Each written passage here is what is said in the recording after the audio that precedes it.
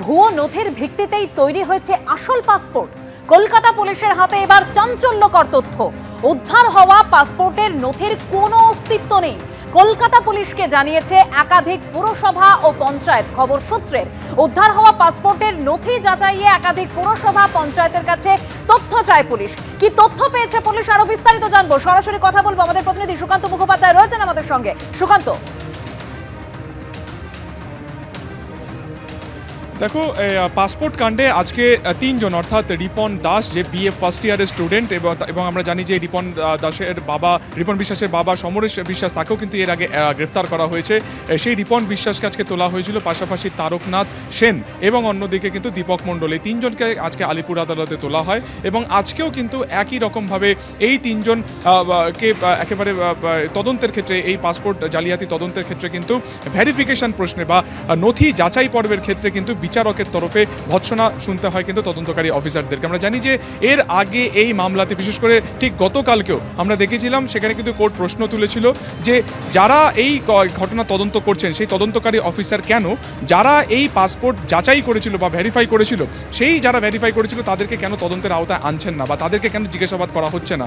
ফলত এই যে পাসপোর্ট জাল করা হয়েছে বা নথি জাল করা হয়েছে, তার আগে যে ভেরিফিকেশন পর্ব চলে, সেখানেই কোথাও গোড়ায় গলদ রয়েছে, কেন সেটাকে তদন্তের আওতায় আনা হচ্ছে না, এই নিয়ে কিন্তু বারংবার কোর্টের তরফে প্রশ্ন তোলা হয়েছে। এবং আজকেও একই রকমভাবে কিন্তু এই ভেরিফিকেশন প্রশ্নের মুখে কিন্তু তদন্তকারী অফিসার পড়েন বা কলকাতা পুলিশের ডিটেকটিভ ডিপার্টমেন্ট পড়ে। আজকে এই তিনজনের আইনজীবীর তরফে যেটা বলা হয় যে এই ঘটনাতে এখনো পর্যন্ত ভেরিফিকেশন পর্ব বা এই নথি যাচাই পর্বের ক্ষেত্রে তদন্তে কি অগ্রগতি হয়েছে সেটা এখনো পর্যন্ত জানা যায়নি, নতুন কোনো তথ্য পর্যন্ত সামনে আসেনি। এবং দুপক্ষের বক্তব্য শোনার পরে অর্ডার আপাতত রিজার্ভ রয়েছে। এবং এখনো পর্যন্ত যেটা আমরা কলকাতা পুলিশ সূত্রে জানতে পারছি যে তারা ইতিমধ্যে বেশ কিছু নথিপত্র তারা কিন্তু চেয়ে পাঠিয়েছেন, এবং সেগুলো বিভিন্ন প্রশাসনিক স্তর থেকে তারা চেয়েছেন যে এই যে বিপুল পরিমাণ পাসপোর্ট ইস্যু করা হচ্ছে, সেগুলো যে ভেরিফিকেশন হচ্ছে, সেই ভেরিফিকেশনের পরিপ্রেক্ষিতে তার তথ্যসূত্র কী রয়েছে, কারা কারা সেগুলো ভেরিফাই করেছে, সেই সমস্ত কিছু তথ্য কিন্তু জানতে চাওয়া হয়েছে। ফলত এই পাসপোর্ট জালিয়াতি কাণ্ডে একের পর এক গ্রেফতার হওয়া, এবং সেই গ্রেফতার পর্বে কিন্তু বারংবার যেটা প্রশ্ন উঠছে যে ভেরিফিকেশন পর্ব বা নথি যাচাই পর্বের ক্ষেত্রে, এবং এটা নিয়ে আমরা দেখতে পাচ্ছি যে কোর্টের তরফেও বারবার কিন্তু ভৎসনা শিকার বা কার্যত কড়া পর্যবেক্ষণের মুখে পড়তে হচ্ছে কিন্তু কলকাতা পুলিশের ডিটেকটিভ ডিপার্টমেন্টকে। আজকে রিপন বিশ্বাস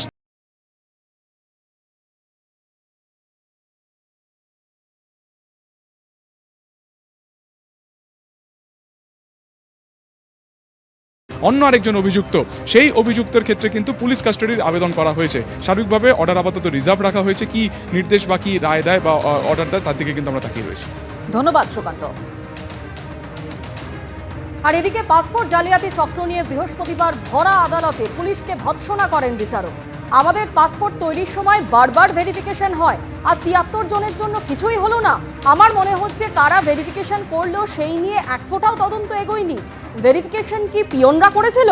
যদি না হয়ে থাকে তাহলে যারা ভেরিফাই করেছিল তাদের বিরুদ্ধে কি ব্যবস্থা নিয়েছেন? পুলিশের ভূমিকা নিয়ে ক্ষোভ উগরে দেন বিচারক। আমরা তদন্ত এগিয়ে নিয়ে যাচ্ছি, আদালতে জানান পুলিশের তদন্তকারী আধিকারিক। আমায় গল্প শোনাবেন না, মন্তব্য করেন বিচারক। চক্রের মাথায় কারা আছে আমরা দেখছি, সবার ভূমিকা আছে, সেগুলো নিয়েই একটা চক্র তৈরি হয়েছে, আদালতে জানান সরকারি আইনজীবী। অভিযুক্তদের আইনজীবী সওয়াল করেন, যারা ভেরিফিকেশন করলো নিজেদের সহকর্মী বলে তাদের আড়াল করা হচ্ছে, এটা পরিষ্কার।